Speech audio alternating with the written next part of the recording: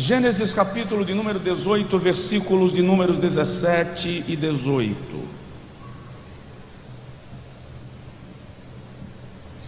Quantos encontraram podem dizer amém? Amém. E disse o Senhor: ocultarei eu a Abraão o que faço, visto que Abraão certamente virá a ser uma grande e poderosa nação, e nele serão benditas todas as nações da terra? Ocultarei eu a Abraão o que faço, visto que Abraão certamente virá a ser uma grande e poderosa nação, e nele serão benditas todas as nações da terra?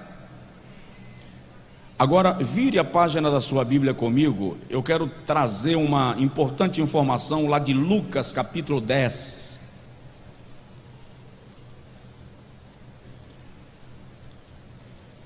Lucas capítulo de número 10.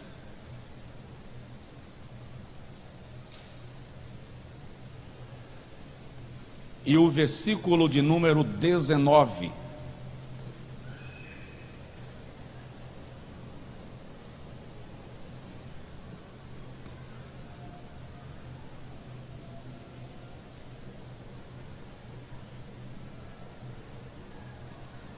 Lucas capítulo 10, versículo 19 diz assim: eis que vos dou o poder para pisar em serpentes e escorpiões, e sobre toda a força do inimigo, e nada vos fará dano algum. Diga comigo: nada nos fará dano algum. Mas o que eu quero chamar a sua atenção é para eu vos dou poder. A expressão de Jesus indica que ele estava liberando sobre a sua igreja autoridade, poder, comando para executar algo. Nesta campanha dos 12 cestos cheios, eu quero falar sobre o poder que você tem. Toda terça-feira eu vou falar aqui sobre o poder que você tem. Por quê? Porque de alguma forma nós nos convencemos que o poder de Deus é algo místico, e que eu preciso todas as vezes que vou orar dizer a Deus: me dá poder, me dá poder, me enche de poder, me reveste de poder. E a expressão do texto indica que o poder já foi entregue, já foi dado à igreja, o poder já foi conferido. Dê uma provocada no seu vizinho e diz para ele: o poder te foi conferido. O poder te foi conferido. O problema é que alguém nos ensinou que nós estamos cheios de poder quando nós estamos falando em línguas, quando nós estamos profetizando, quando nós estamos sapateando. E na verdade, esse poder não é uma manifestação extraordinária em situações específicas. Este poder é uma autoridade que permanece na igreja, à disposição da igreja. Eu vou compartilhar contigo ao longo desses 3 meses que existem algumas coisas que o Senhor nos disponibilizou, que são poderosas para abrir caminhos e provocar coisas extraordinárias através de nós. Você está me entendendo? Diga amém. E algumas destas armas poderosas não dependem de uma manifestação mística e extraordinária do poder. Depende de atitudes que se relacionam com este poder. Mesmo porque, isso é culto de doutrina, Este ano eu profetizo um ano de vitória na sua vida. Mas preste atenção nisso: vitória não se dá por acidente. Vitória não se dá por acidente. Sucesso não é acidental. Sucesso em qualquer área da sua vida é a combinação de foco, habilidade, determinação e resiliência. Então, eu vou falar do poder que você tem, fazendo você, como igreja, entender que esse poder, para se manifestar, não precisa estar recheado de manifestações místicas. Hoje, primeira terça-feira do ano, primeiro culto desta campanha, eu vou falar sobre o poder da fé. O poder da fé. Cada terça-feira eu vou falar sobre algo específico. E o objetivo é fazer o irmão entender que o poder que você está pedindo, você já recebeu. O Senhor te deu.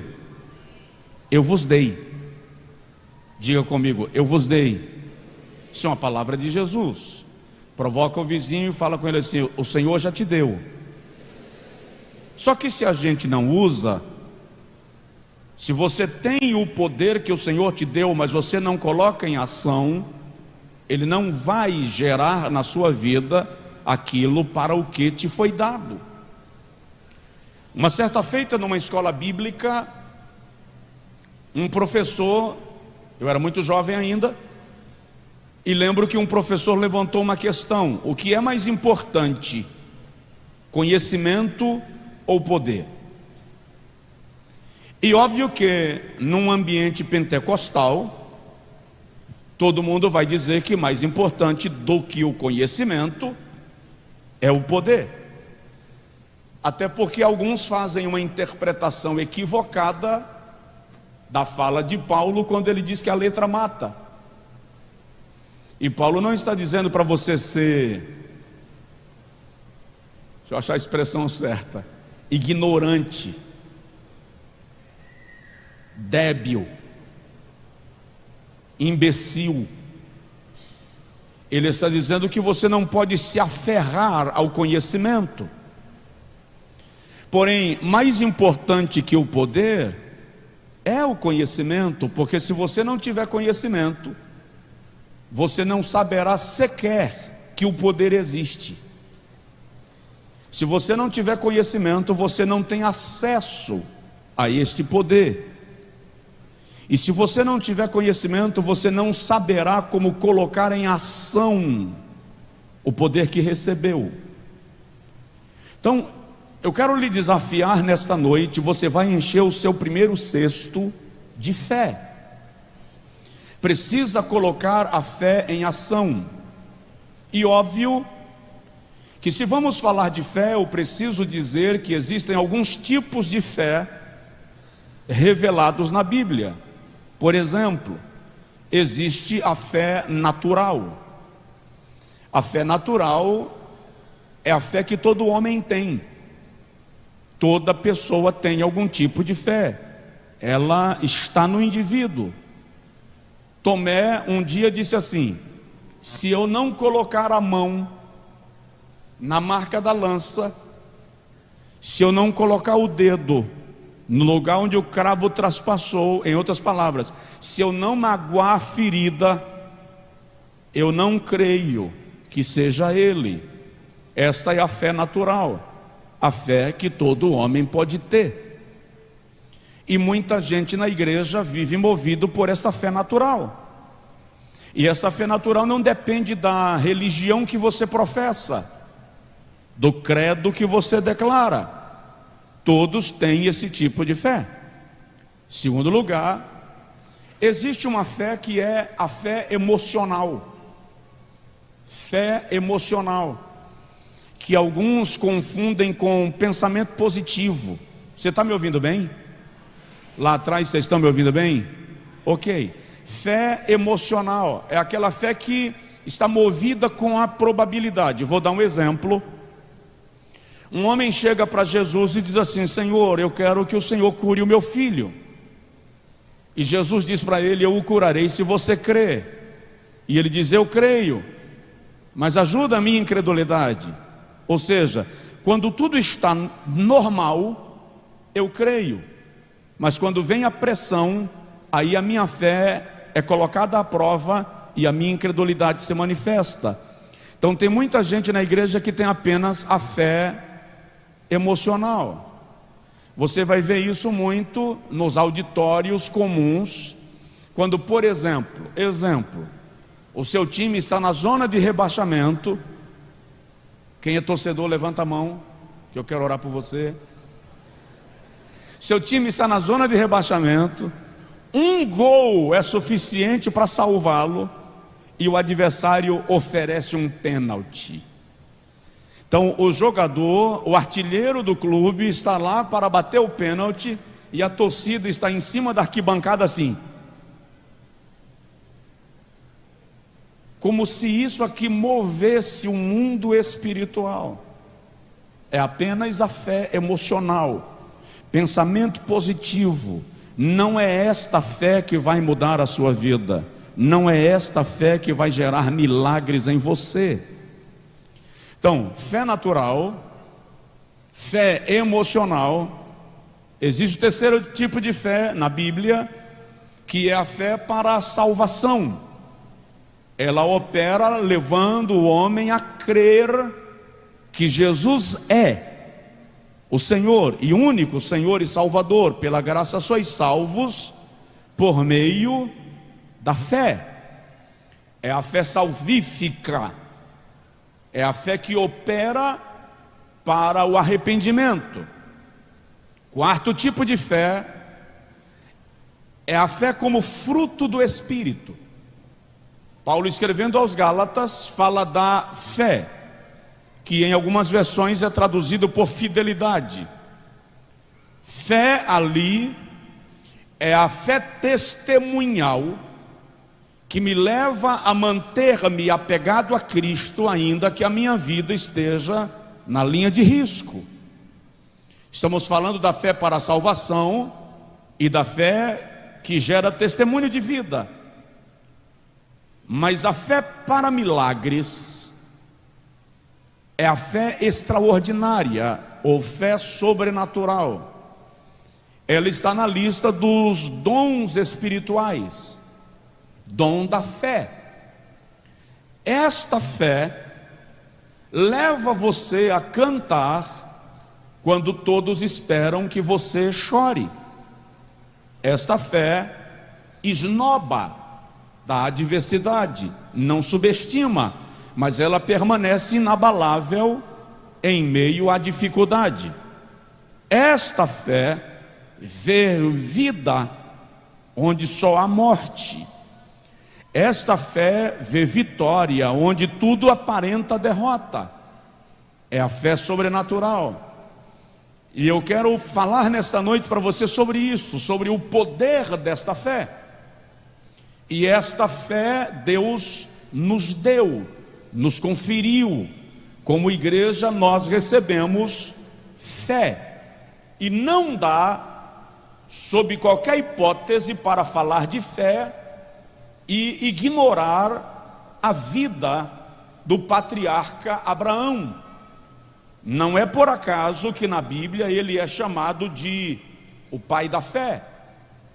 E todos aqueles que creem são chamados de filhos na fé de Abraão.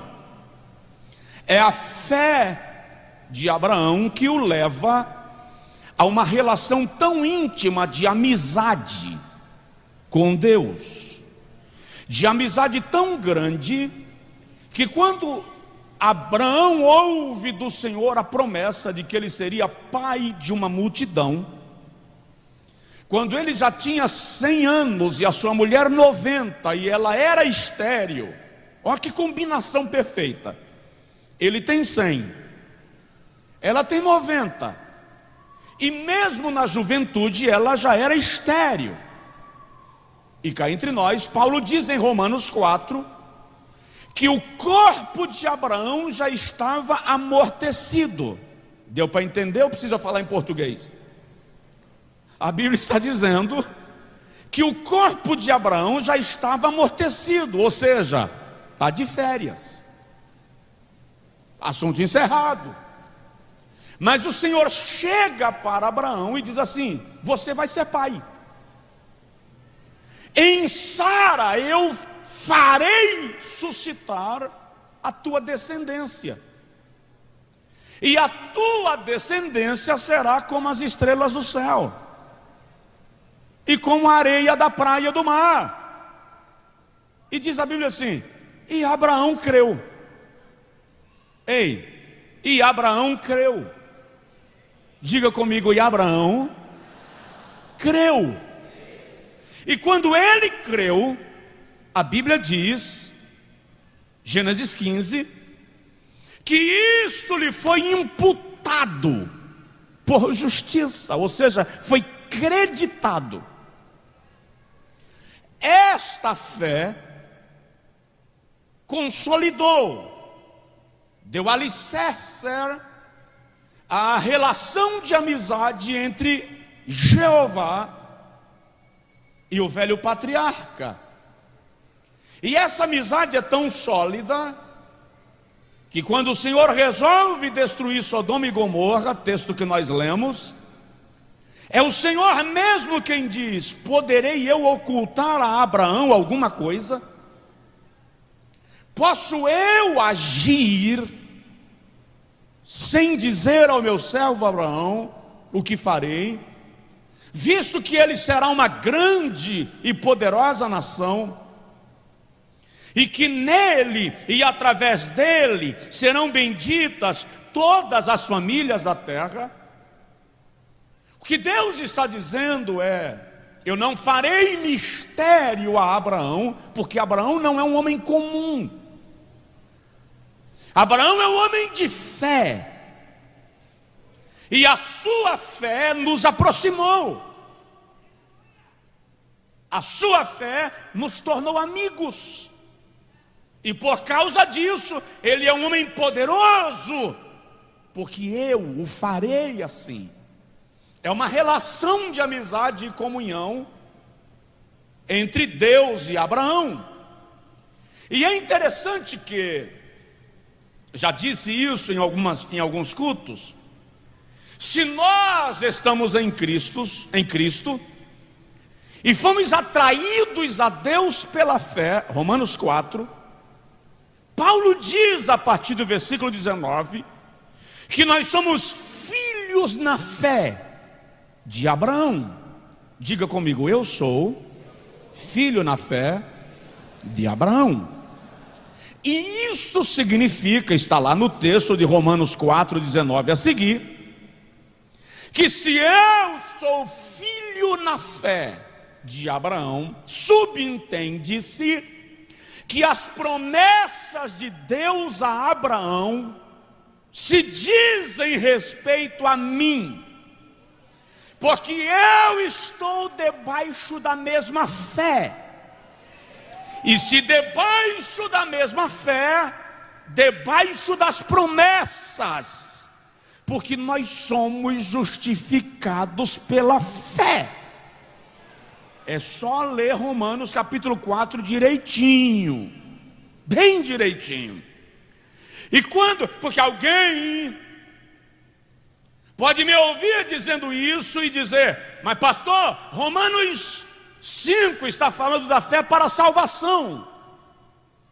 Uma das artes de Paulo na escrita, uma das habilidades de Paulo na escrita, e ele é considerado um dos melhores na literatura ao longo da história, é que Paulo consegue mudar de assunto sem causar uma trinca no raciocínio. Antes de fechar um raciocínio, ele cria um gancho e muda de assunto a partir do gancho. Então, quando Paulo começa a escrever Romanos 5 sobre a fé que justifica, É porque ele encerrou Romanos 4 falando da fé de Abraão, que opera em nós. Então Paulo faz uma conexão da fé de Abraão, a fé extraordinária, com a fé que nos leva a crer em Jesus e nos torna herdeiros da salvação, segundo a fé que brotou no coração do patriarca. Alguém me entendeu ou não? Diz que não me entendeu, que eu repito. Essa informação é importantíssima para você. Essa informação é importantíssima para você. Eu estou dizendo que Paulo escreve Romanos 4 sobre a fé de Abraão, encerra o capítulo 4 dizendo que nós somos filhos de Abraão segundo a fé, e que se somos filhos de Abraão segundo a fé, então também somos herdeiros das mesmas promessas.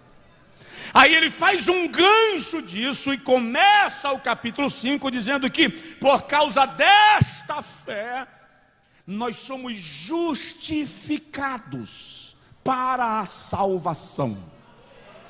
Então entende, você recebeu em Cristo fé, mas antes de mim e de você, Abraão creu, de modo que ele é chamado de o pai da fé. E todos os que creem depois de Abraão são chamados filhos na fé de Abraão. Vou simplificar. E se estamos debaixo da mesma fé de Abraão, então estamos debaixo das promessas que foram feitas a Abraão. Só se você conseguiu entender alguma coisa, dê glória a Deus, diga aleluia ou amém. Agora, é importante lembrar,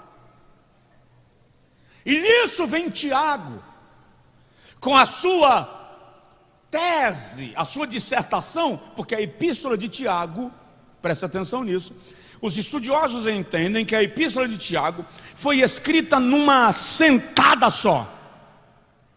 Tiago não dividiu o seu texto em títulos e subtítulos, em capítulos. Tiago fez uma redação. É como se ele estivesse numa cadeira de vestibular e alguém chegou e disse para ele: faz a redação sobre a vida cristã. E Tiago redigiu os 5 capítulos de uma só vez. E no capítulo 2, Tiago revela que a fé não é um instrumento subjetivo. Na linguagem de Tiago, a fé é um princípio ativo, ou seja, quem tem fé faz alguma coisa. Vou repetir. Na linguagem de Tiago, quem tem fé se move, segue uma direção. Daí ele dizer, no capítulo 2, versículo 17 e 18, que a fé sem obras, a fé sem atitude, a fé sem ação, a fé sem movimento é morta. Provoca o vizinho, fala com ele: quem crê não fica congelado. Quem crê se move, quem crê faz alguma coisa. E com esta admoestação, Tiago está dizendo que nós precisamos agir para que a nossa fé seja evidenciada. E o escritor da epístola aos Hebreus pega o gancho e diz assim, Hebreus 11:6: sem fé é impossível agradar a Deus. Em suma, não importa o quanto você ora, o quanto você prega, o quanto você jejua, se você não tem a fé que te leva a fazer alguma coisa, você não está agradando a Deus. Paulo nos faz entender isto ainda em Romanos capítulo 4, Quando ele diz que a fé, versículo 14 e 15, a fé que não é posta em ação é vã. Vou repetir. A fé que não é posta em ação é vã. Capítulo 4, versículo 14. De modo que, se eu digo que creio, mas não me movo, a minha fé é uma falácia, é apenas propaganda. Eu preciso me mover por esta fé. E é interessante mencionar que a fé é uma loucura diante da dúvida.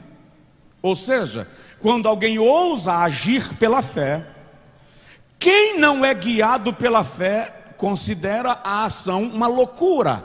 Agora olha para mim, nunca encontrei na Bíblia Deus deixando alguém que agiu por fé na mão.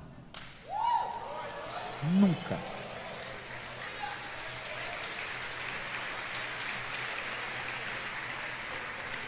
Sempre que você agir pela fé, não a fé emocional, eu vou chamar de fé operacional. Sempre que você agir pela fé, Deus vai responder à tua atitude de fé.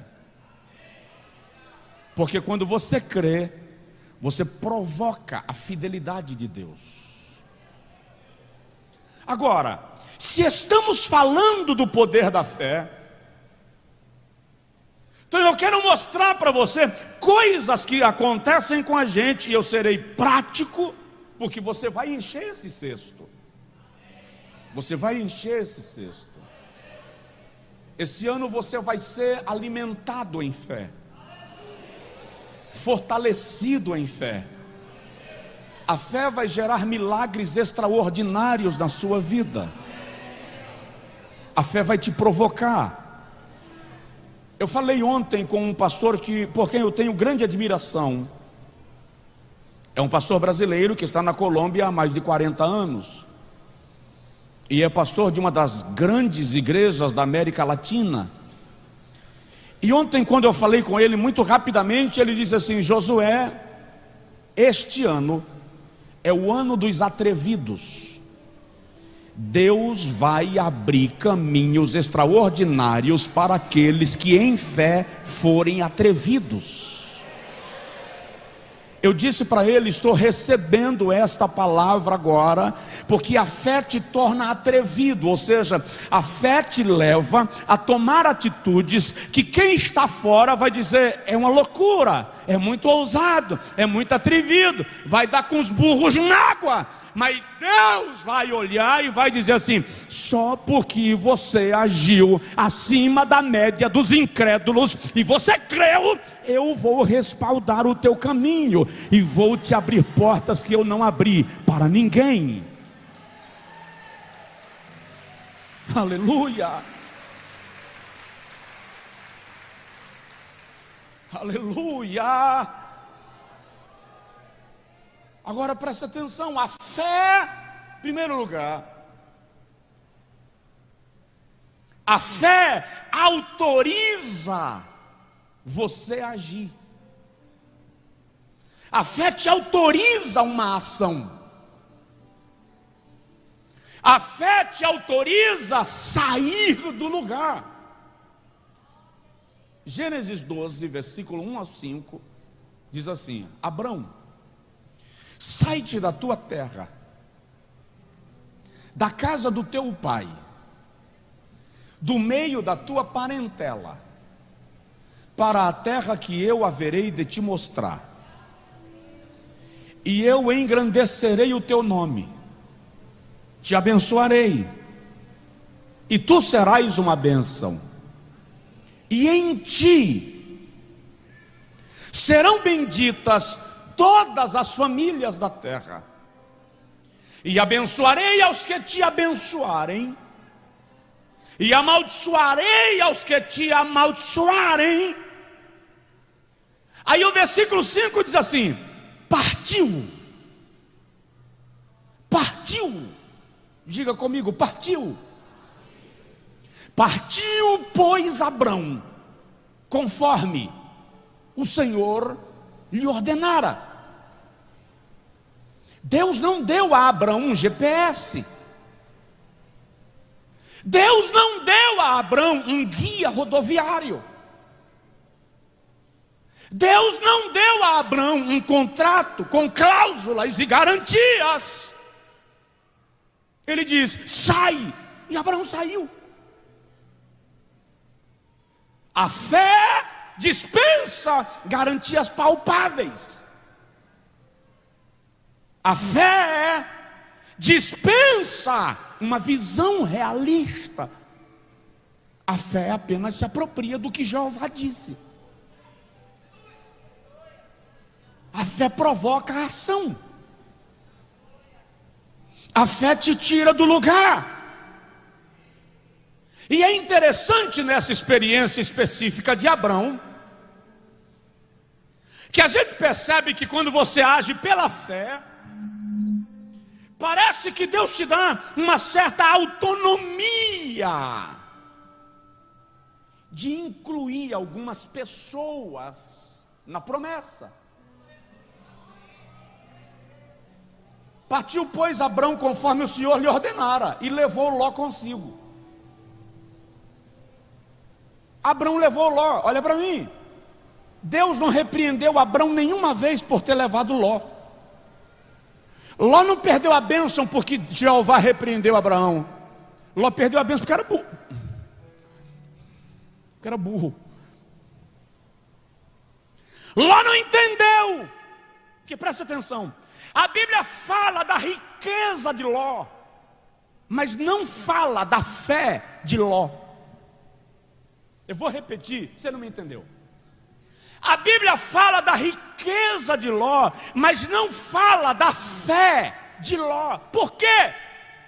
Porque Ló não viajava pela fé. A riqueza de Ló era fruto da fé de Abraão. A bênção que estava chegando para Ló era a bênção que vinha de Abraão. Ló estava debaixo de uma árvore bendita, de uma sombra aprovada, de um milagre de Deus, e ele prospera por causa da fé de Abrão. O que isso significa? Isso significa que quando você anda pela fé, algumas pessoas que estão debaixo da tua autoridade, debaixo do teu teto, debaixo da tua jurisdição, debaixo do teu comando, são abençoadas também por causa da tua fé. Tão logo Ló saiu de debaixo da proteção de Abrão, ele perdeu tudo que tinha. Tem gente que não entende que está sendo abençoado porque está debaixo de uma autoridade que está abençoada, e essa bênção se estende. Aí tem gente que diz assim: não, eu já consigo sozinho, eu já posso, e vai embora. Quando Jeová está dizendo assim: ei, a minha aliança é com Abraão, se você permanecer caminhando com ele, eu te prospero também, porque a bênção que vinha sobre Abraão alcançava Ló. A fé gera uma ação. Abraão sai pela fé, Ló vai com ele e é abençoado por causa da fé de Abraão. O que isso significa? Que tem gente que não conseguiu ainda alcançar o que Deus lhe tem prometido, porque crê, mas não dá um passo. Crê, mas não se move. Crê, mas não toma atitudes. Esta não é a fé bíblica, essa é a fé romântica, fé emocional. Você precisa entender que a fé te autoriza a agir. E raramente você vai ver Deus te dando alguma garantia da tua ação. Se é fé, você não precisa de garantia. Você anda e o Jeová responde a cada passo que você dá. Esse é o princípio da caminhada com Deus. É pela fé. É tão sério esse negócio que a Bíblia diz que aquilo que não é por fé é pecado. Então você tem o poder da fé, e esse poder da fé te leva a agir. Segundo lugar, a fé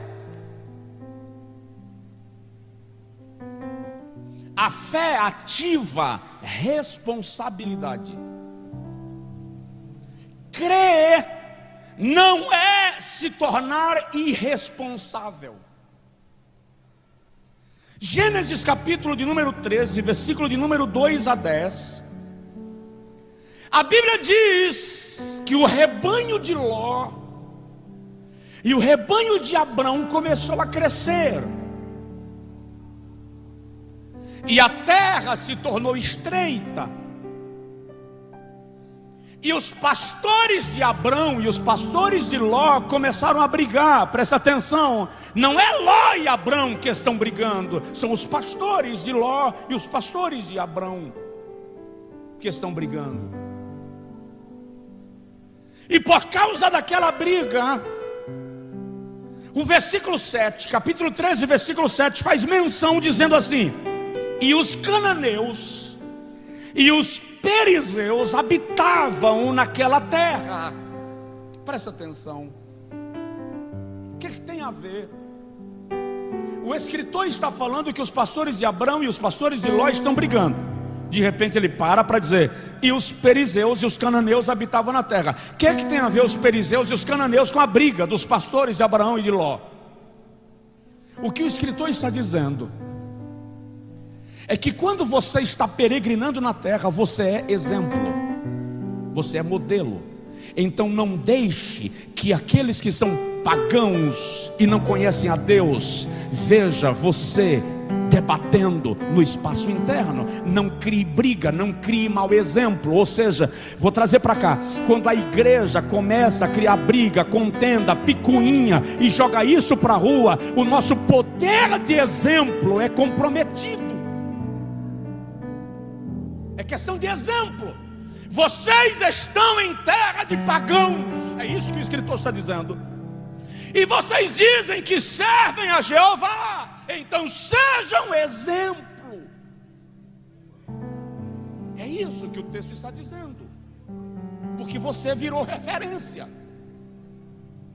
Segundo, eles são teus inimigos. E se eles percebem que vocês estão brigando, então eles percebem que vocês são fracos. Essa é a lição.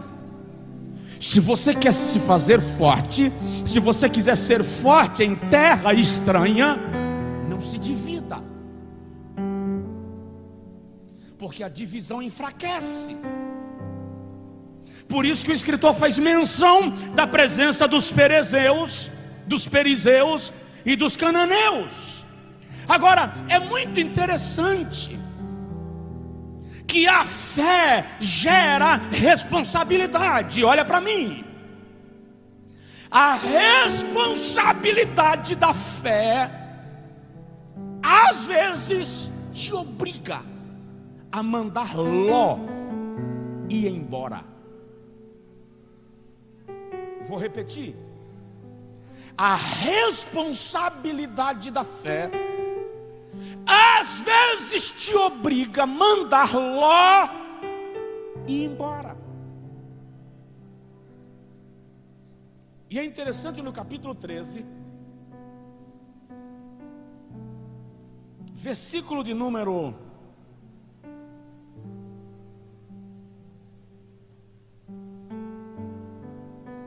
14, 13, 14. E disse o Senhor a Abrão.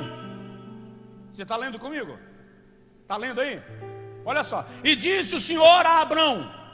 Quando foi que o Senhor disse a Abrão? Depois que Ló se apartou dele. Levanta agora os teus olhos e olha desde o lugar onde estás para o lado do norte e do sul e do oriente e do ocidente. Presta atenção, tem visão que Deus só vai te dar quando você tomar coragem de mandar Ló ir embora. Eu vou repetir porque ninguém ouviu, o som falhou. Tem visão que Deus só vai te dar quando você tiver coragem de mandar Ló embora. Eu vou repetir: Ló embaça a tua visão, porque enquanto você coloca Ló na frente, a tua visão é passional, e o que Deus tem para você não comporta emocionalismo, não comporta hipersensibilidade. Se você quer alcançar o propósito, deixa Ló ir, porque isso é responsabilidade da fé. Vou dar um exemplo. Alguém me disse esses dias que eu estou vivendo a síndrome dos 40. O que isso significa? É que aquilo que eu estava disposto a tolerar por mais tempo, hoje eu já não estou tão disposto.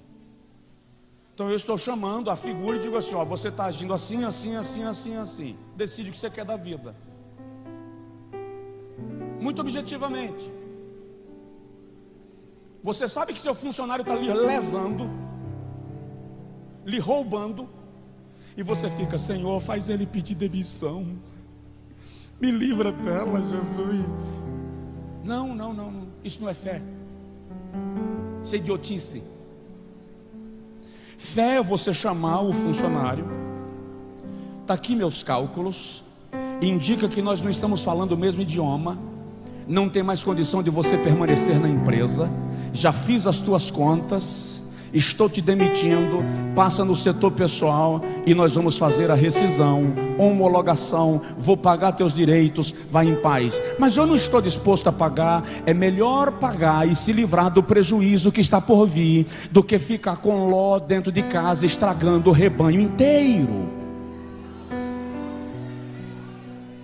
Sofra o dano agora e se poupe do prejuízo maior. A responsabilidade da fé te determina que você precisa ser sincero sem ofender, honesto sem magoar, direto sem achatar, sem hipocrisia, sem charme, sem emocionalismo. Não dá. Deus abençoe. Tá, fica aqui, assim, simples. A responsabilidade da fé. Você precisa entender isso, que a fé responsável te ordena a tomar atitudes, e algumas atitudes você não quer, porque você gosta de Ló, porque você tem um apego a Ló. Só que presta atenção, a promessa é maior do que o contrapeso. Eu vou repetir: a promessa é maior do que o contrapeso. E se você ficar apegado ao contrapeso, você perde a promessa. Decida o que você quer. Canaã está lá na frente e você está perdendo tempo com briga. E o que eu acho extraordinário é que Abraão, o pai da fé, o detentor da aliança, ele não diz a Ló: vaza. Ele diz assim: escolhe para onde você quer ir. Por quê? Primeiro, porque quem tem promessa não tem tempo para briga. Quem tem promessa não tem tempo para bate-boca. Bate-boca é coisa para quem tem tempo de ver novela. Você tem promessa. Segundo, quem tem promessa não precisa se preocupar com o lugar. Porque se você tem promessa, queridão, vai para o norte, vai para o sul, vai para o leste, para o oeste, escolhe para onde você quer ir, porque o segredo não está na terra, o segredo está no céu.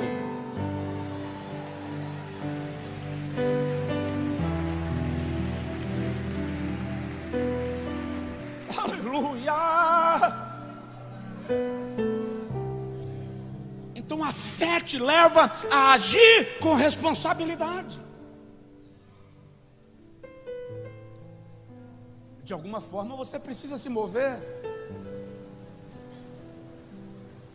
Alguém está me entendendo? Diga amém. Amém.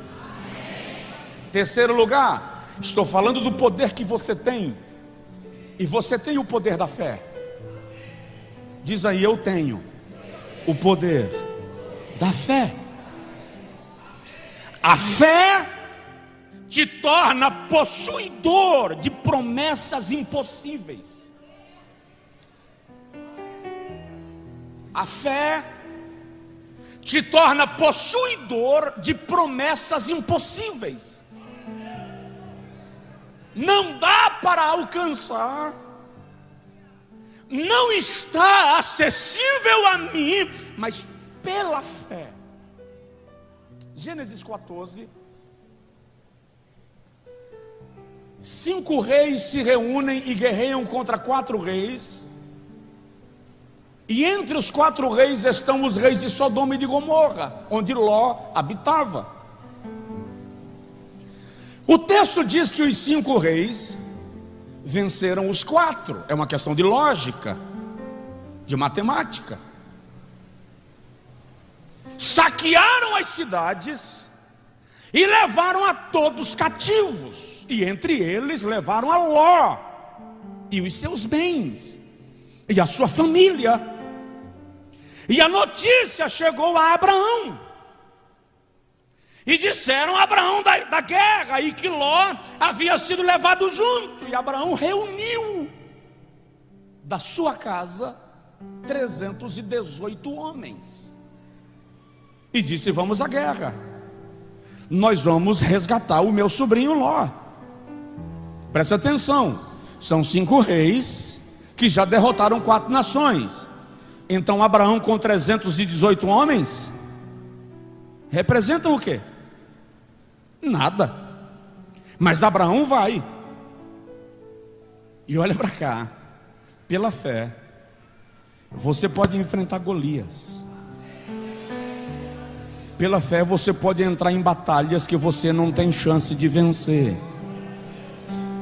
Pela fé você vai sair desta batalha que alguém já disse que você perdeu. Pela fé você vai sobreviver a essa tempestade que alguém já disse que é o seu fim. Abraão foi e venceu a batalha. Derrotou os 5 reis. E resgatou não apenas as pessoas, como também o gado, o rebanho, o ouro e a prata. E Abraão vem para casa com os despojos da guerra. E presta atenção nisso, na lei da guerra, os despojos pertencem a quem vence. O rei de Sodoma chegou para Abraão no versículo de número 21 a 24 e disse a Abraão assim: não quero que me devolvas os bens, me devolve apenas as pessoas e os bens fiquem para ti. Aí como o crente precisa aprender isso? Irmãozão, lá na empresa onde você trabalha, aprende isso, vai. Coloque esse trem em prática. A resposta de Abraão é para todo crente aprender. Eu vou dizer isso porque eu já pedi emprego para um bocado de crente. Eu já pedi favor também para um bocado de crente. Eu já fui bater na porta de homens de negócio para pedir auxílio para um bocado de irmãos. E lamentavelmente, numa situação ou noutra, já me ocorreu de depois a pessoa que me atendeu dizer assim: pastor, aquela figura que o senhor indicou me lesou, desviou minha carga, me roubou. Ai, que eu fico muito feliz. A resposta de Abraão para o rei de Sodoma: o rei diz: fica com o gado, com o rebanho, com o ouro e com a prata, e me devolve só as pessoas. Abraão diz assim: vive o Senhor, que eu não quero da tua mão nem um pedaço de sapato, para que amanhã, quando eu prosperar, tu não digas que eu enriqueci por tua causa. Fica com o que é teu, leva o que é teu. Por quê? Olha para cá, porque quem tem promessa não precisa se vender, quem tem promessa não precisa lesar, quem tem promessa não precisa roubar, quem tem promessa não precisa de jeitinho, quem tem promessa tem, e a Bíblia diz que fiel é aquele que fez a promessa.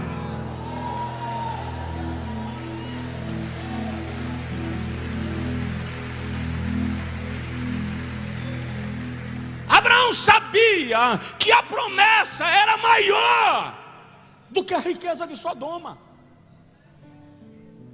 Eu não quero nem um cadastro de sapato teu. Você não vai dizer depois que eu fiquei rico por tua causa. Aleluia.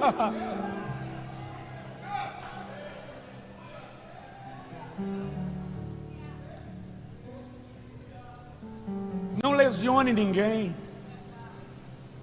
não tome, não roube, não enrole, não minta, devolva o que não é seu, devolva o troco que veio a mais, a peça que você levou a mais e o caixa não percebeu, devolva. Não é bênção, é maldição.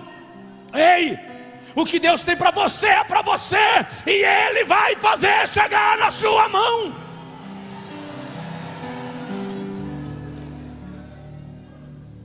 O que é seu ninguém toma. E se tomar, Jeová te devolve em dobro, porque Deus é generoso. Deus é generoso. Deus é galardoador daqueles que o buscam. Então a fé te torna proprietário de promessas impossíveis. A fé te leva a tomar posse, sem precisar tomar de ninguém.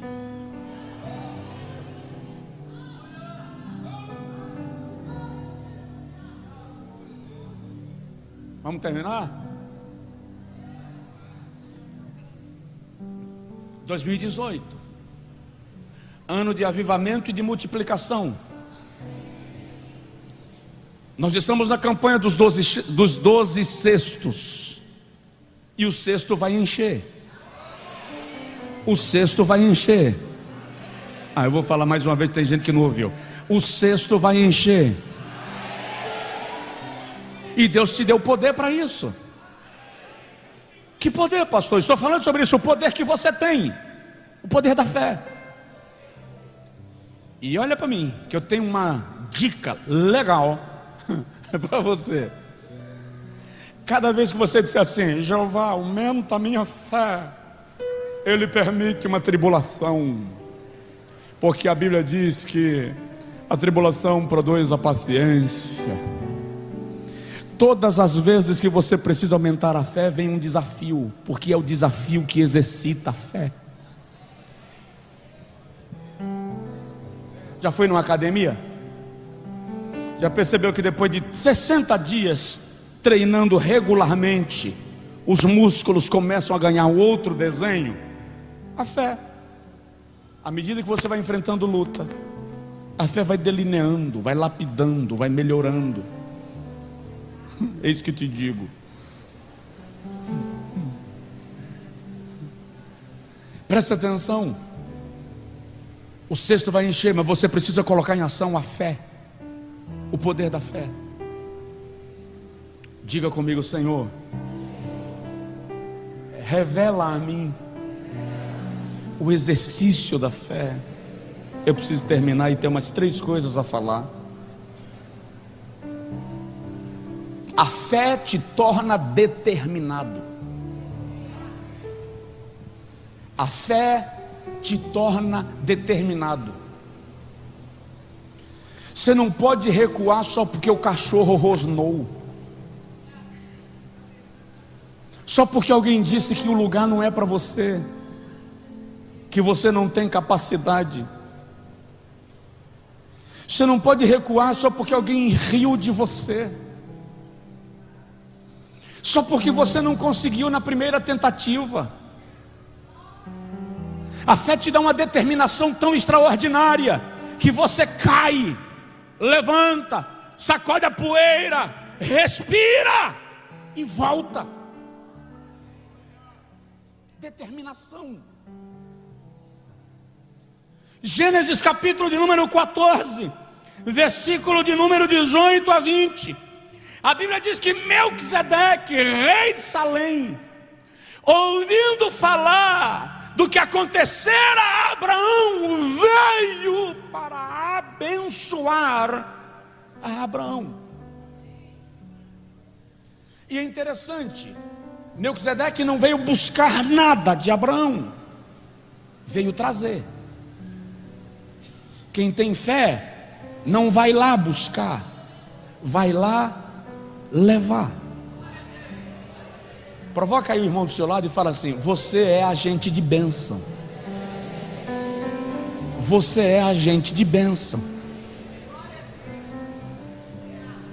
E a Bíblia diz que depois que Melquisedeque abençoou Abraão, está escrito que Abraão lhe deu o dízimo de tudo. O dízimo de Abraão a Melquisedeque não foi uma cobrança de Melquisedeque, foi uma resposta espontânea de Abraão à bênção que ele recebeu. Eu estou dizendo aqui direto: dízimo não é ato compulsório, é resposta de reconhecimento e honra. Eu reconheço que Deus me abençoou e respondo com honra. Eu e você temos que entender que essa determinação da fé me faz perceber que aquilo que eu abro mão no reino de Deus eu não perco, eu deposito. O que eu abro mão no reino de Deus eu não perco, eu deposito. A determinação de Abraão pelo milagre é tão grande que ele faz o dízimo brotar da sua alma, não por uma necessidade, mas por uma convicção. É uma convicção que nasce dele. Ninguém falou sobre o assunto. De modo que eu tenho que entender que cada vez que eu invisto pela fé, Deus responde à minha fé, investindo muito mais em mim. Aí eu digo sempre da rainha de Sabá. O reino dos sabeus é famoso pelas especiarias, pelo perfume, pela perfumaria, pelos cosméticos e pela arquitetura. E a rainha de Sabá, diz a Bíblia, escolheu o que tinha de melhor no seu reino e trouxe para Salomão, segundo as Crônicas capítulo 9. E quando ela entrega a Salomão o melhor que ela tem, Salomão tem tanta abundância que ele não precisa escolher. Ele abre as cortinas do tesouro e diz assim: agora entra e escolhe o que você quiser para você. Imagina uma mulher na sala do tesouro de Salomão. O que dá? Fala aí, irmã: renova meus dias, Jeová. Havia tanta abundância no tesouro de Salomão que ele diz: entra e escolhe. Presta atenção, quando você vem para o culto, quando você serve a Deus, você traz o seu melhor. Você escolhe a roupa, você escolhe o louvor, você escolhe o perfume, você define como vem o louvor que vai cantar. Mas quando você chega diante dele, ele diz assim: você já trouxe o seu melhor, agora entra no meu tesouro e escolhe o meu melhor para você. Isso é a resposta de Deus à tua atitude de fé. É a resposta de Deus à tua atitude de fé. Entende isso? Tenha uma fé que te leva, que te determina, que te faz alcançar o objetivo. Invista no reino e alcance o resultado da fé. Quinto lugar, a fé abre a tua visão. A fé abre a tua visão. Meu pai foi enviado há muitos anos atrás para pastorear uma igreja. Quando nós chegamos lá, na nossa família tinha 7 pessoas, na igreja tinha 6 membros. Ou seja, a nossa família era outra igreja. E alguém disse assim: vai passar fome. Meu pai nunca tinha trabalhado com metalúrgica na vida. Ele comprou uma máquina de solda queimada, desmontou a máquina e enrolou o motor novamente, fio de cobre. Quando terminou de enrolar fio a fio, que ligou a máquina na tomada, a máquina funcionou. Ele olhou para mim e disse assim: nós vamos abrir uma metalúrgica. A cidade era nova, Rodelas, a cidade velha, tinha sido coberta pelas águas do São Francisco por causa da barragem de Paulo Afonso. A Chesf construiu uma cidade nova, mas nenhuma casa tinha grade, nenhuma casa tinha qualquer tipo de ferro. Meu pai disse: nós vamos abrir uma metalúrgica. Visão. Ninguém sabia soldar, então para fechar uma grade nós queimávamos mais eletrodo do que qualquer outra coisa. Mas de repente nós tínhamos a única metalúrgica da cidade. E quando outras surgiram, nós éramos a maior metalúrgica da cidade. E quando outras surgiram, eu já estava assumindo a metalúrgica e disse a meu pai: pastoreia que eu cuido do senhor e cuido da igreja. E assumi a metalúrgica. Eu tinha 15 anos de idade. Com 16 anos compramos uma fundição de gesso. Então agora a gente chegava nas casas, fazia as grades e forrava. Na cidade que alguém disse que nós iríamos morrer de fome, foi a cidade que nós mais prosperamos financeiramente. Opala era o carro da época. Opala era o carro da época. Nós tínhamos 2. E um Corcel para viajar para as congregações. Construímos a igreja, construímos a casa pastoral, adequamos tudo com dinheiro de metalúrgica, fundição de gesso, mantínhamos a casa e crescemos, prosperamos financeiramente. Por quê? Porque a fé te diz que onde parece haver escassez, a tua visão se abre e você vê fonte aberta, onde alguns só veem sede. Presta atenção, a fé abre a tua visão. Gênesis 15 revela que quando Abraão mandou Agar embora com Ismael, chegou no deserto, Agar deixou Ismael para morrer de sede. E diz a Bíblia que ela se afastou dele para não vê-lo morrer. E quando ela está afastada de Ismael, um anjo chega e diz: levanta, Agar, porque o choro do menino chegou diante do Senhor. E o Senhor desceu para livrar o menino. E diz a Bíblia que quando Agar abriu os olhos, ela viu uma fonte aberta. Ei, a crise cerra a tua visão. A crise te impede de ver a oportunidade, mas a fé te mostra que tem fonte perto de você. Deus nunca usou uma pessoa na Bíblia sem antes lhe dar uma grande visão. Para de olhar com os olhos da crise, com os olhos da incredulidade, e começa a olhar com os olhos da fé, porque a fé vai te mostrar oportunidades. A fé vai te mostrar oportunidades. A fé abre a tua visão. Gênesis capítulo 15, versículo de número 1. O capítulo inteiro, Abraão está tomado de uma lamúria: eu não tenho filho, e o meu herdeiro será o meu mordomo. E o Senhor disse para Abraão assim: pega uma novilha de 3 anos, pega um cordeiro de 3 anos, pega 2 pombos e 2 pássaros, 2 rolinhas, 2 pombos e 2 rolinhas, edifica um altar. O cordeiro você parte ao meio, a novilha você parte ao meio. Está em Gênesis 15. Os pombos você não parte ao meio, coloca um de frente para o outro. E as rolinhas você não parte, coloca uma de frente para o outro. E Abraão faz isso e vai orar. Esse texto é muito interessante, porque a Bíblia diz que Abraão orou desde cedo até meio-dia, e o Senhor não lhe respondeu. Provoca seu irmão do seu lado, provoca de leve, fala assim: não é sempre que Deus responde na mesma hora. Orou de manhã até o meio-dia e Deus não respondeu.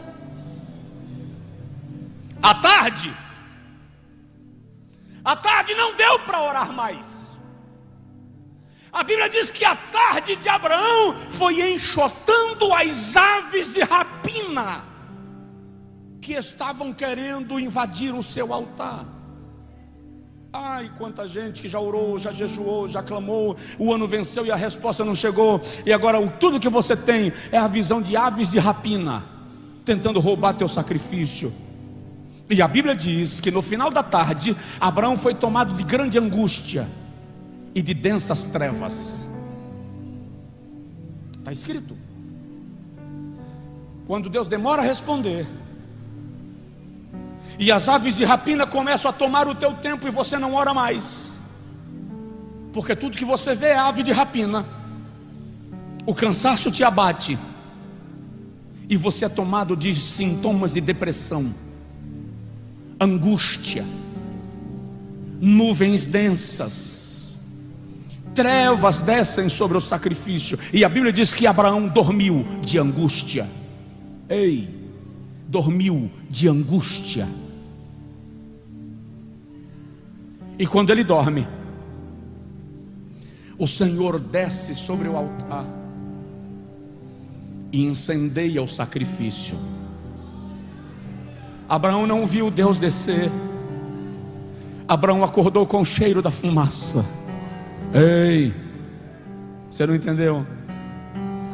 Eu vou traduzir. Enquanto você dorme, Deus trabalha. Enquanto você dorme, Deus responde. Enquanto você dorme, Deus se move.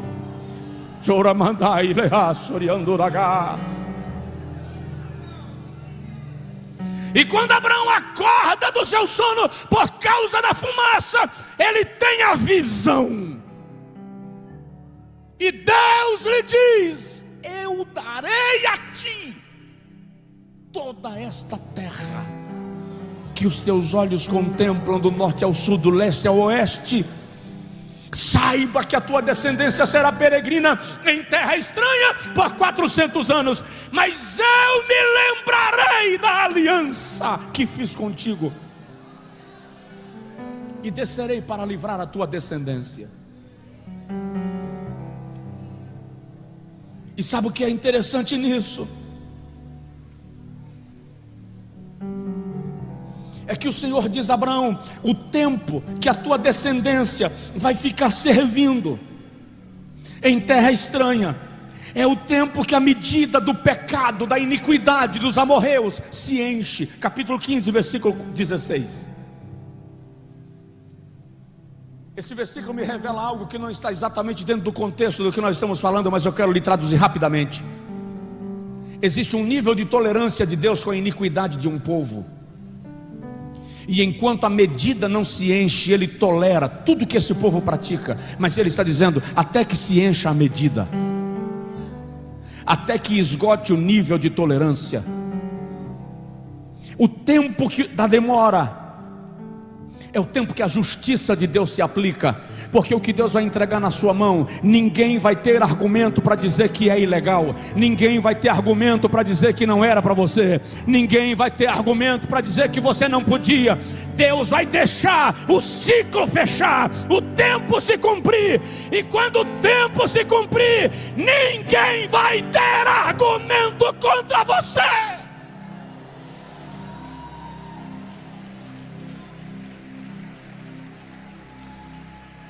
Então você fica dizendo: por que está demorando tanto? Jeová está dizendo: espera, porque eu te dou com medida justa.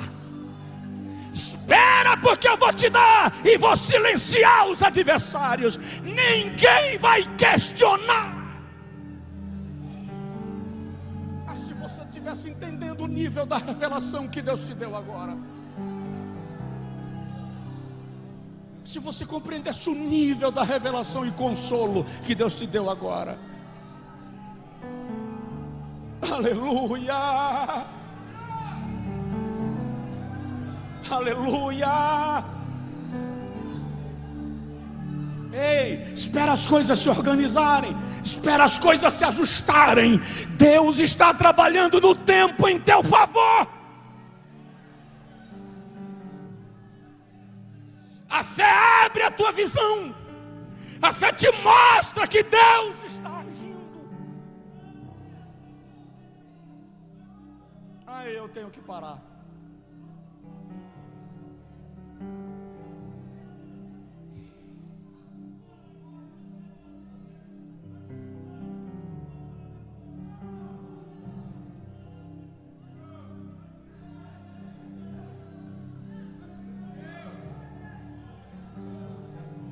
Fala rapidinho os dois últimos pontos. A fé te dá sinais. A fé gera sinais para você.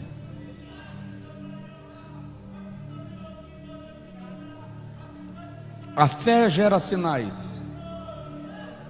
Abraão tem essa visão toda e diz assim: tá, Senhor, mas para quem herdar isso tudo? Quem vai herdar isso tudo? Que adianta o Senhor me dar isso tudo e eu não tenho herdeiro? Aí o Senhor dá um sinal. Eu gosto muito desse sinal que Deus dá a Abraão. Sara vai te dar um filho.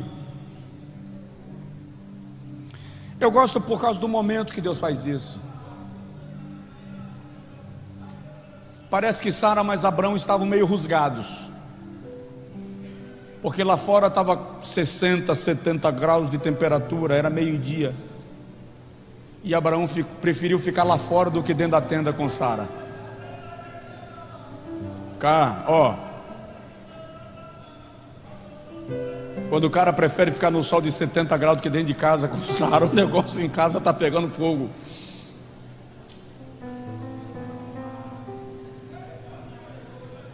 Aí 2 anjos chegam e dizem assim: Abraão, Sara vai ficar grávida. Sara dá uma gargalhada dentro de casa. Aquele sorriso não foi de alegria, irmão, foi de ironia, esnobando. Mais ou menos assim: ficar grávida? Como? De que forma? Telepatia? Porque se Paulo sabia que os membros do corpo de Abraão já estavam amortecidos, imagina lá o que Sara não sabia. Aí Sara fala assim: como? Ficar grávida? De que jeito? É uma gozação que Sara faz de Abraão. Aí o anjo diz assim: Sara riu. E Sara faz: eu? Não, ri não. O sinal que Deus está dando a Abraão, de que tudo isso que é grande eu vou cumprir, é num filho que eu vou te dar, de um ventre que não gera mais.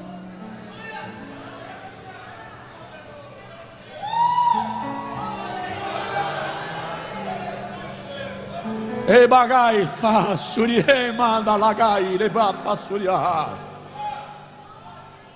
Sabe por que isso? Porque Deus é poderoso para chamar à existência as coisas que não existem, como se elas já existissem.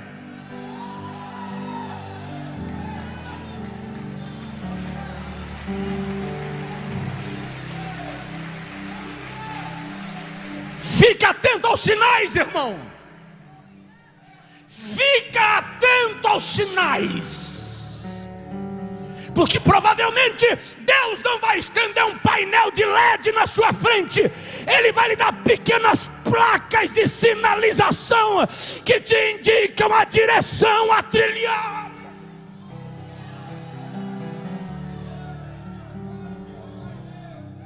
problema é que nós somos espalhafatosos, pensamos que Deus também o é. Mas presta atenção, Deus é discreto.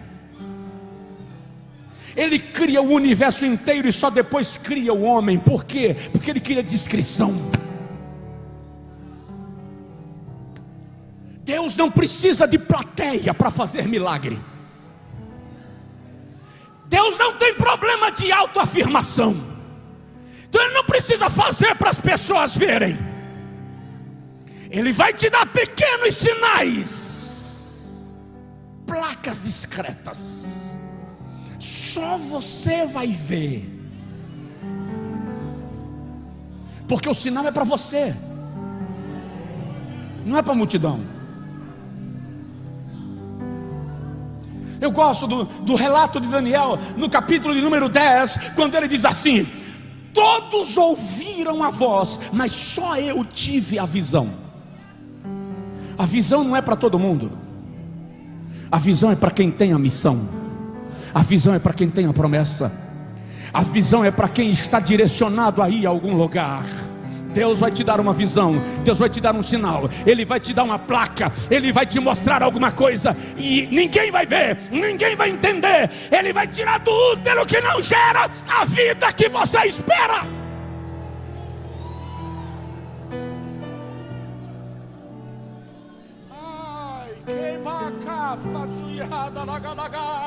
A fé te gera sinais. Ei, presta atenção. Estou esperando Deus usar alguém para falar comigo. Estou esperando um profeta chegar para confirmar. E tem crente pentecostal, é uma graça. E eu quero que seja alguém que não conheça a minha vida para eu acreditar.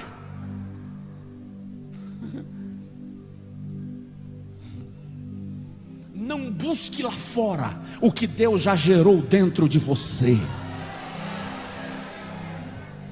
Não busque lá fora o que Deus já gerou dentro de você. Para ouvir. Hoje, quando você for dormir, desculpa a expressão, desliga a porcaria da televisão. Desliga a bagunça do teu WhatsApp. Para! Coloca um louvor, se possível. Cala a boca e busca ouvir Deus. Não. Provavelmente Ele não vai falar nada com você hoje, porque é a primeira vez que você faz isso. Faça disso uma prática. Estabeleça nisso uma disciplina, que quando Jeová vê a sua determinação em ouvi-lo, você vai perceber que Ele começa a se aproximar de você. E você vai começar a ouvir Deus discretamente. Ele não vai gritar. Ele não vai gritar. Você vai ouvir a voz discreta de Deus dentro de você. Ei, aprende a ouvir Deus e ficar calado. Que tem crente que acha que pode se medir com Jeová e bater boca. Quem já viu isso? Tem gente que cria os filhos com falta de educação e dá aos filhos o direito de bater boca com o pai, e com isso pensa que pode bater boca com Jeová. Quem és tu, pô?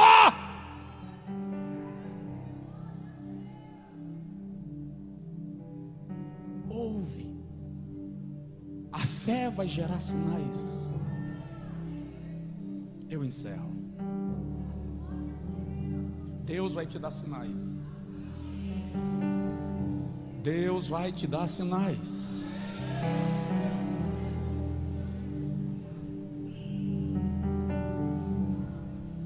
Eu já contei para os irmãos, portanto não vou dar detalhes. Eu estava numa luta daquelas que empena até o juízo. Fui pregar na Suíça. E eu pregava pela manhã para pastores, à tarde para esposas de pastores e à noite para a igreja. 4 horas de fuso horário. Mas o estado de depressão e angústia que eu estava, aquilo era uma tortura. Eu chegava no hotel e chorava até o dia amanhecer. No último dia, domingo à noite, quando eu terminei de pregar, eu ajoelhei e chorei das 10 até as 6 da manhã. Eu não estou falando de chorinho. Naquela semana eu precisei de atendimento médico. Eu fui retirado do púlpito por causa de uma crise de choro e levado para um atendimento médico, porque o choro não parava. Eu precisei tomar uma injeção, sabe Deus lá do que, para apagar e acordar no outro dia. Então eu estou falando de choro, de alma rasgar. E na segunda, domingo para segunda, eu chorei até por volta das 6 da manhã. Eu tinha que estar no aeroporto, sair para o aeroporto às 9. E por volta das 6 eu disse: Senhor, eu sei que o Senhor me ama, mas me dá um sinal desse amor. Me dá alguma coisa para que eu perceba esse amor. Fui para o aeroporto. Na hora do check-in, eu falei com o rapaz que estava me atendendo: não me dá uma poltrona no meio, por favor, me dá uma janela ou corredor. Meu pensamento: sento no meio, perto de um russo e de um alemão, para viajar 10 horas de voo. Era Genebra, Nova York, mais 10 horas, Nova York, São Paulo. No estado que eu estou, eu pensei: eu morro.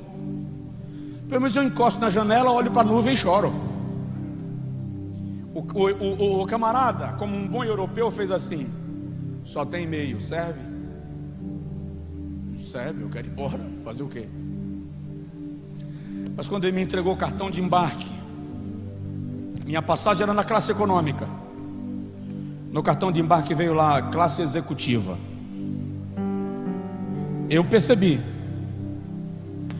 classe executiva, não vou internacional, irmão, é executiva, tá?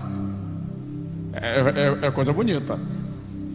Eu falei assim: ele errou, mas eu não vou dizer nada, eu vou de classe executiva. Jacozão se manifestou.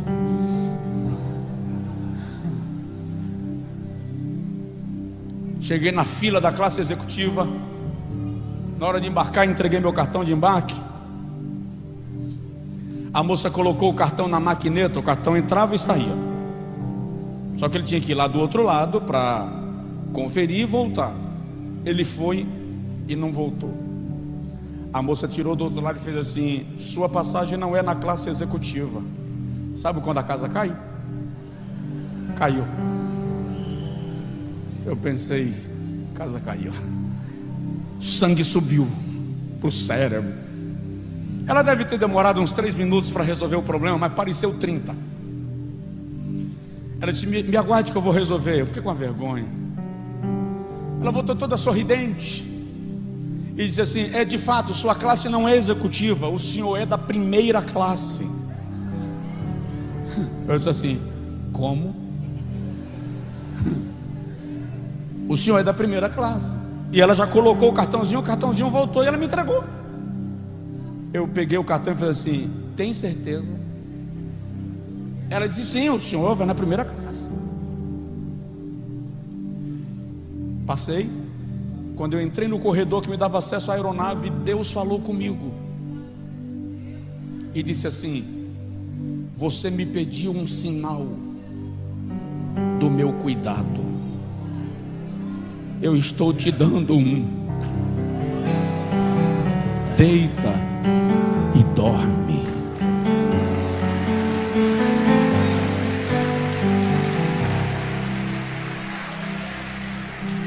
Eu entrei no avião chorando, não por causa da primeira classe, por causa da voz de Deus. A aeromoça que estava na porta do avião falou assim: o senhor está bem? Eu disse: excelente. Sentei, dormi antes do avião decolar. Acordei 9 horas e 20 minutos depois com o aviso para erguer a cama, porque não era uma poltrona. A aeromoça, durante o voo, deitou a poltrona, transformou numa cama, tirou meu sapato, trocou minha meia, me cobriu. E eu dormi em 9 horas o sono de uma semana. Aponta o dedo para a pessoa do seu lado e diz para ele: a fé vai te dar sinais. Fica de pé, por favor.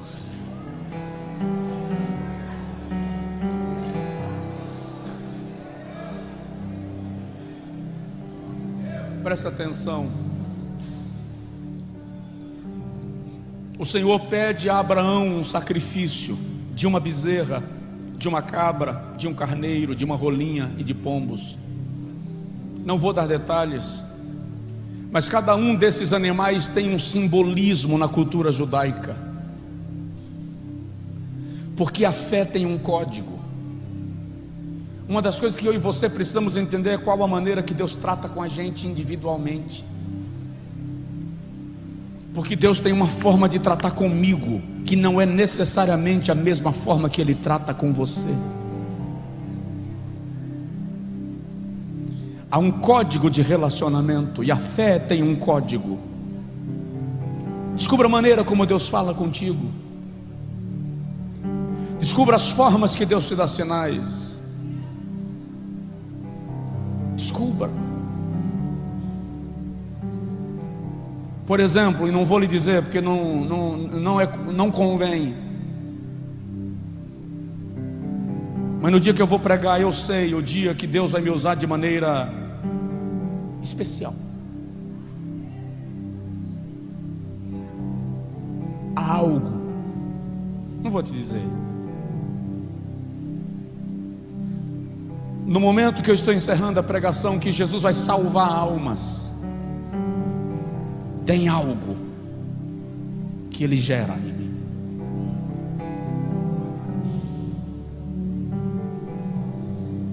Eu sei o dia que Ele quer que eu saia de cena, que acolá eu erro, que acolá eu vou pela minha cabeça, dou com a testa no poste.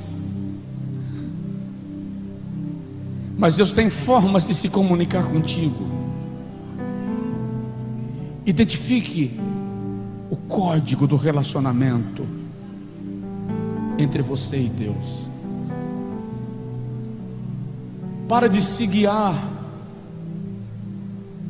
pelo que alguém te aponta de maneira aleatória. Deus quer uma relação pessoal com você. A fé vai te levar a grandes milagres ao longo deste ano. Na hora do ofertório você vai receber inclusive um papelzinho para você anotar o seu pedido para o mês de janeiro. Próxima terça você traz.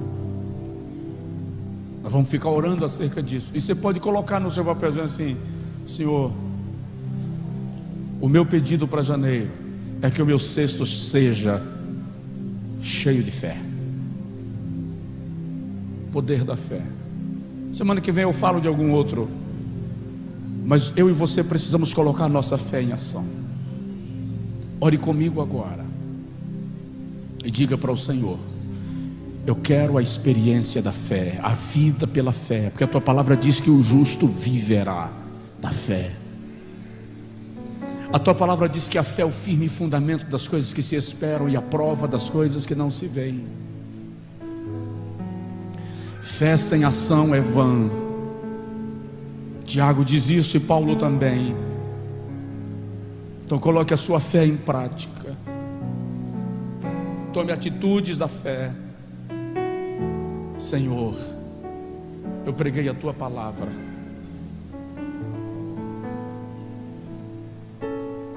E também eu preciso ser abastecido de fé. Porque às vezes, Senhor, nós somos cercados por densas nuvens e angústia, como foi Abraão. E por causa das densas nuvens e da angústia, a gente termina se rendendo ao sono da amargura, da incerteza, da depressão até. Mas a tua palavra me faz entender que a fé é gerada em mim pela palavra, e uma operação especial do Espírito Santo dentro de mim. Então, Senhor, eu quero pedir nesta noite que a tua igreja seja tomada de fé. O cesto vai se encher e nós vamos experimentar coisas extraordinárias do céu a partir da fé. Abre a nossa visão nos faz compreender o teu agir e o teu trabalhar por nós, nos fazes entender, Senhor, que sem o exercício da fé não é possível te agradar, e que a fé nos leva a atitudes, e os nossos inimigos nem nos verão quando nos movermos pela fé, e aqueles que estão torcendo contra nós, rangindo os dentes contra o teu servo, maquinando contra a tua serva, articulando contra o teu filho e a tua filha, vai ser surpreendido com o poder da fé posta em ti.